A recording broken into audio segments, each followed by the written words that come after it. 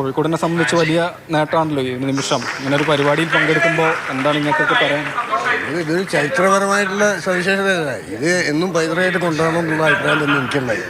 കോഴിക്കോട്ടുകാർക്ക് പ്രത്യേകിച്ചും എൻ്റെ ഈ ഒരു കലാജീവിതത്തിൻ്റെ ഒരു നഗരമാണ് കോഴിക്കോട്.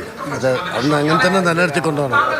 എന്ത് എതിർപ്പും കണ്ടാലും അതിനെ അതിജീവിച്ചുകൊണ്ട് ആ കല മുന്നോട്ട് തന്നെ കൊണ്ടുപോകണം. കോഴിക്കോട് നഗരത്തിന് അങ്ങനത്തെ ഒരു പ്രാധാന്യമുള്ള സ്ഥലമാണ്. ഒരുപാട് സന്തോഷമല്ലേ? ഓ, വളരെ സന്തോഷമുണ്ട്. സന്തോഷത്തിന് ഒരു കുറവില്ല. ഇവിടെ വന്നതിൽ തന്നെ വളരെ സന്തോഷമാണ്. പിന്നെന്താണ്, എവിടെ വരുന്നത്? ഞാൻ ഇവിടെ വെസ്റ്റില്ല, ഇവിടെ അടുത്തന്നെ. ചേച്ചി, ഇങ്ങനെ ഒരു മുഹൂർത്തത്തിൽ ഇതുപോലൊരു പരിപാടിയിലൊക്കെ പങ്കെടുക്കുമ്പോൾ എന്താണ്? വലിയ സന്തോഷമുണ്ട്. ഒരു ചരിത്ര മുഹൂർത്തമല്ലേ, ഒരു പങ്കാളിയാവാനും കാണാൻ പറ്റുന്ന വലിയ സന്തോഷം.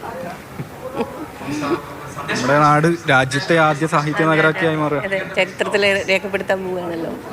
അപ്പം അത് വലിയ സന്തോഷം കോഴിക്കോട്ടുകാർക്ക് മാത്രമല്ല, മലയാളികൾക്ക് മുഹൂർത്തം.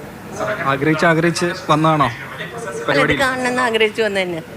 നേരത്തെ പ്ലാൻ ചെയ്തിരുന്നു ഈ ദിവസം അതിന് മാറ്റി വെക്കാം. ഏട്ടാ, ഈ ഒരു നിമിഷം എന്താ? പ്രത്യേകിച്ച് സന്തോഷം, നല്ല സന്തോഷം. നമ്മളതിൽ പങ്കെടുക്കാൻ വേണ്ടി തന്നെ വന്നതാണ്. അല്ലല്ല, കോഴിക്കോട്ടുകാർ തന്നെയാണ്. ഞാൻ കോഴിക്കോട്ട് തന്നെ. നമ്മുടെ നാട് സാഹിത്യ നഗരം, രാജ്യത്തെ ആദ്യ സാഹിത്യ നഗരം.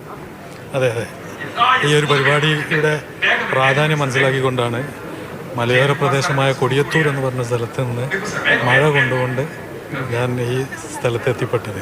വളരെ സന്തോഷമുണ്ട്, അഭിമാനമുണ്ട്. നമ്മുടെ നാട് ഇനി എങ്ങനെ മാറണം എന്നാണ് ആഗ്രഹിക്കുന്നത്?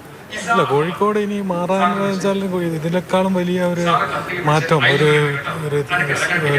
പുരസ്കാരം കോഴിക്കോട് എന്ന നഗരത്തിന് ഇനി കിട്ടാനില്ലല്ലോ. സാഹിത്യ MT-യുടെയും അതുപോലെ SK പൊറ്റക്കാടിൻ്റെയും ബഷീറിൻ്റെയും അതുപോലെ തിക്കോടിയൻ മുതലായവരുടെയും നാടായ കോഴിക്കോടിന് ഇതിനേക്കാൾ വലിയൊരു പുരസ്കാരം ഇനി കിട്ടാനില്ല. അവരുടെ പാതയിലൂടെ, അവർ തെളിച്ച സൗഹൃദത്തിൻ്റെയും സമാധാനത്തിൻ്റെയും പാതയിലൂടെ നമ്മളെല്ലാവരും സഞ്ചരിക്കാൻ തയ്യാറാകുക എന്നുള്ളതാണ് നമ്മൾക്ക് ഈ കോഴിക്കോടിനോട് ചെയ്യേണ്ട ഏറ്റവും വലിയ ഒരു ഉത്തരവാദിത്വം എന്ന് മനസ്സിലാക്കുന്നു. ആ നിമിഷമാണിപ്പോൾ. ആ നിമിഷം